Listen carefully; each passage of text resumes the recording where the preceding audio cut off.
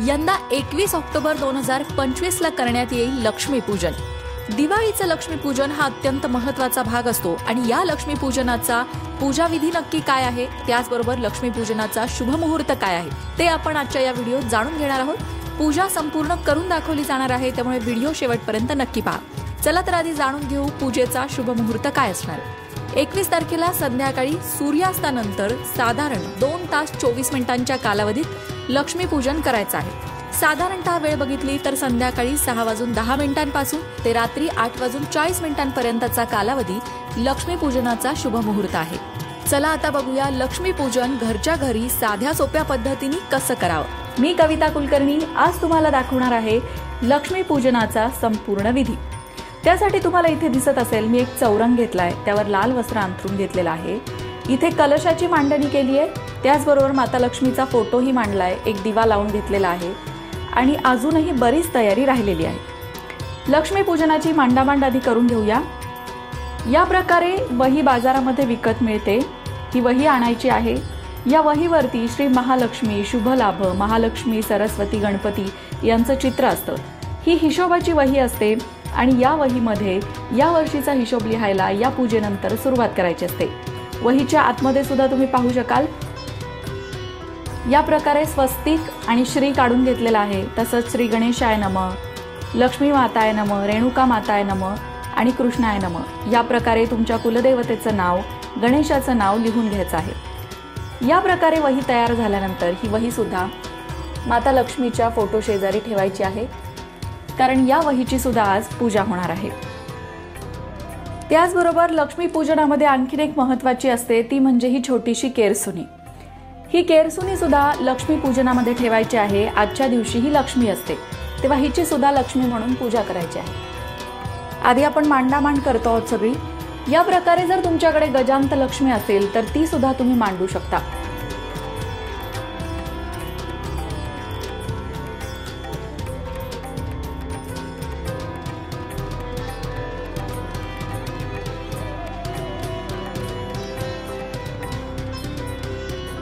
लक्ष्मी पूजनासाठी इथे छोटीशी रांगोळी काढलेली आहे। तुम्हाला आवडेल तशी मोठी सुंदर रांगोळी तुम्ही काढू शकता।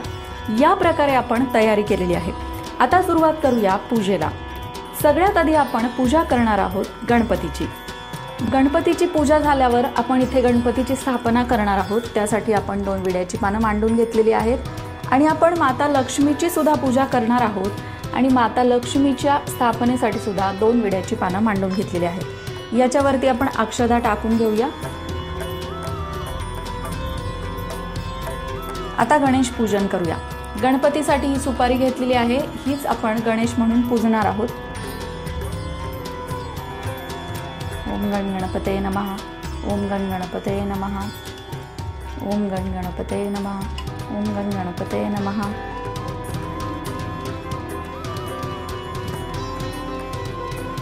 या प्रकारे गणपतीची पूजा झाल्यानंतर स्वच्छ वस्त्राने गणरायाला पुसून घेणार आहोत आणि गणेशाची स्थापना करणार आहोत। आता गणेश पूजन।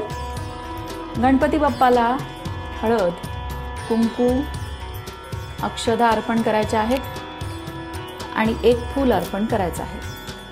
मोरया मोरया मी बाळ तान्हे, तुझीच सेवा करू काय जाणे, अपराध माझे कोट्यानुकोटी, मोरेश्वरा बा ते घाल पोटी। गणरायाला मनोभावे नमस्कार करायचा आहे। आता गणपतीची पूजा झाल्यानंतर आपण जो कलश स्थापन केलेला आहे त्यालाही हळदी कुंकू व्हायचं आहे, अक्षदा अर्पण करायच्या आहेत आणि एक फूल अर्पण करायचं आहे। त्यानंतर दिव्याची पूजा करायची आहे। दिव्या दिव्या दीपकार, कानी कुंडल मोतीहार, दिव्याला पाहून नमस्कार, दिवा लावला देवापाशी, उजेड पडला तुळशीपाशी, माझा नमस्कार सर्व देवांच्या चरणांपाशी। मित्रांनो, इथे लक्ष्मीचा फोटो तर मांडलेला आहेच, पण तुमच्याकडे जर लक्ष्मीची मूर्ती असेल तर ती मूर्ती तुम्ही इथे स्थापन करायची आहे। जर लक्ष्मीची मूर्ती तुमच्याकडे नसेल तर या प्रकारे चांदीचा एक शिक्का येतो, त्याच्यावर माता लक्ष्मीचं चित्र असतं। या शिक्क्याची सुद्धा तुम्ही लक्ष्मी म्हणून पूजा करू शकता। इथे मी याच शिक्क्याला अभिषेक घालणार आहे आणि माता लक्ष्मी म्हणून याच शिक्क्याची पूजा करणार आहे। माता लक्ष्मीला दुधाने अभिषेक घालायचा आहे। पुन्हा शुद्धोदक स्नानम, गंध आणि फुलांनी सुद्धा माता लक्ष्मीला स्नान घालायचं आहे।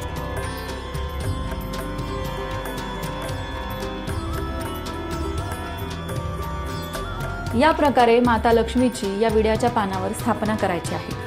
हळदी कुंकू अक्षदा आणि फूल अर्पण करायचे। आता लक्ष्मीच्या फोटोचंही पूजन करायचं आहे।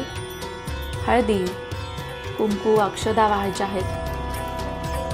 त्याचबरोबर जी वही आपण मांडलेली आहे त्या वहीची सुद्धा पूजा करायची आहे।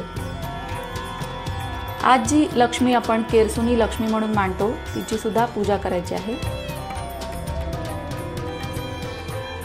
गजांत लक्ष्मीचंही पूजन केलेलं आहे। या सगळ्यांनाच फुलं अर्पण करायची आहेत।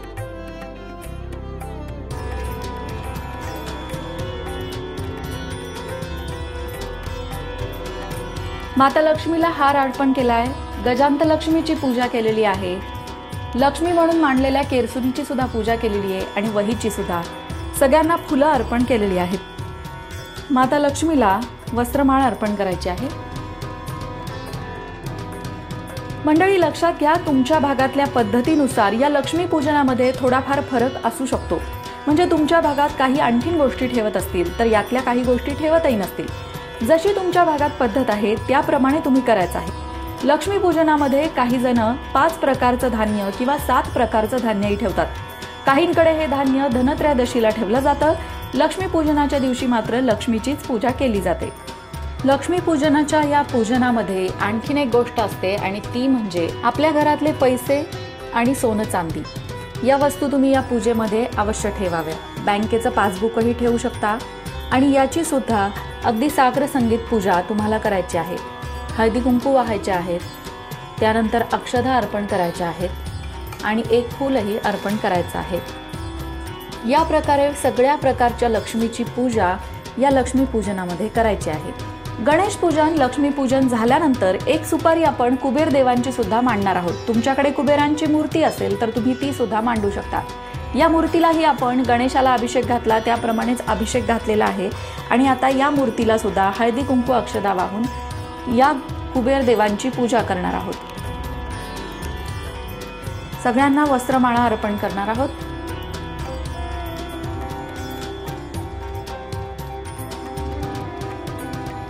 मंडळी तुम्ही इथे बघू शकता की आपली पूजा किती सुंदर दिसते आहे। या पूजेमध्ये आपण सगळ्याच गोष्टी घेतलेल्या आहेत। कलश स्थापन केलाय। कलशामध्ये खाऊची पानं ज्याला विड्याची पानं म्हणतात ती ठेवलेली आहेत। त्यानंतर माता लक्ष्मीचा फोटो घेतलेला आहे। एक वही घेतलेली आहे जिच्यावर माता लक्ष्मीचं चित्र आहे। त्याचबरोबर माता लक्ष्मी म्हणून केरसुनी मांडलेली आहे। गजांत लक्ष्मीची पूजा केलेली आहे। गणरायाची पूजा केलेली आहे। दोन्ही बाजूला 2 समया सुद्धा आपण तेवत ठेवलेल्या आहेत। तुम्ही बघू शकता। तुम्हाला जेवढे दिवे लावता येतील तेवढे दिवे तुम्ही या दिवशी लावायचे आहेत। संपूर्ण घरात दिवे लावायचे आहेत। मंडळी या लक्ष्मी पूजनामध्ये तुम्ही तुमच्या घरातले देवीचे टाकही मांडू शकता। तुमची कुलदेवता असेल त्या कुलदेवतेचे टाक सुद्धा तुम्ही इथे मांडू शकता आणि त्यांचीही पूजा करू शकता। त्याचबरोबर ग्रामदेवता किंवा कुलदेवता किंवा सर्व देवांच्या नावाने सुद्धा एक सुपारी मांडून तिचीही पूजा करू शकता। आता यानंतर आपण माता लक्ष्मीला नैवेद्य दाखवणार आहोत। माता लक्ष्मीला नैवेद्य दाखवण्यासाठी इथे पाण्याचं मंडल करून घेणार आहोत। नैवेद्यामध्ये तुम्ही पुरणपोळीचा नैवेद्य किंवा तुमच्या घरामध्ये जो कुलाचार असेल त्याप्रमाणे नैवेद्य दाखवू शकता।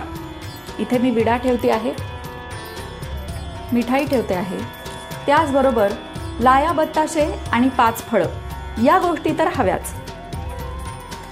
या सगळ्यावरनं पाणी फिरवायचं आहे। नैवेद्यम समर्पयामी, नैवेद्यम समर्पयामी, नैवेद्यम समर्पयामी। आणि मनोभावे माता लक्ष्मीची प्रार्थना करायची आहे। गणपतीची आरती, महालक्ष्मीची आरती म्हणायची आहे आणि माता लक्ष्मीच्या मंत्राचा जप करायचा आहे। या प्रकारे घरामध्ये महालक्ष्मी पूजन केल्यानंतर आपली पूजा अशी सुंदर दिसते। मन प्रसन्न होतं, मनामध्ये सकारात्मकता येते, घरातल्या सदस्यांमधलं प्रेम वाढतं, घरामध्ये माता लक्ष्मीचा प्रवेश होतो। या पूजेमध्ये मी मघाशी म्हटलं तसं अनेक गोष्टी तुमच्या भागात वेगवेगळ्या असतील। काही भागामध्ये सप्तधान्यही ठेवलं जातं, काही भागामध्ये आणखीन काही गोष्टी ठेवल्या जातात। तुमच्या भागात